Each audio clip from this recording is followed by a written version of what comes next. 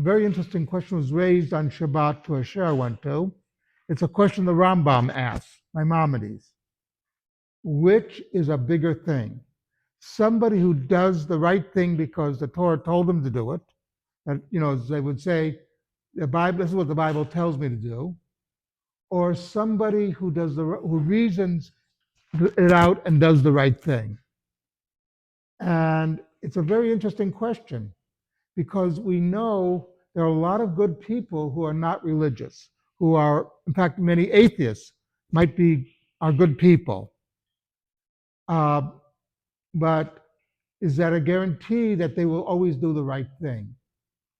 And that's a big question because what we do know is without the confines of the Torah, then we might think we're doing the right thing, but it will be the wrong thing in the end. Many years ago, when I was very young, and yes, I started off as a child, as a certain person used to say. But many years ago, there was a fellow I knew who went to college and did some degrees, and he said the big problem we have with our medical services, and this goes back to the 70s, the early 70s, and he saw a big problem. Too many people are surviving childhood because if you go back in history, a lot of people died in childhood from a lot of childhood diseases. Today, thank God, we have a lot of medications, that we have a medical practice is phenomenal.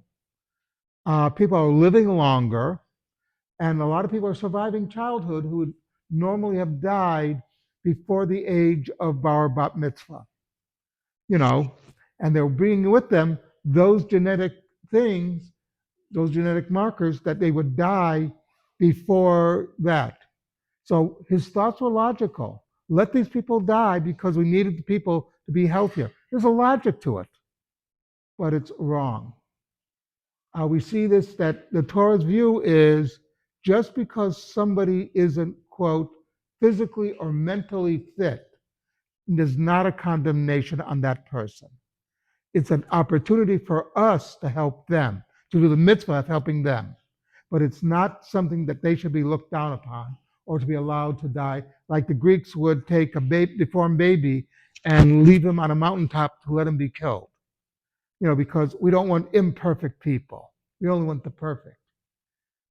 We have the exact opposite view that every person, no matter what their physical inabilities are, and all of us have either physical or mental problems, that none of us are perfect, everyone is in the image of God.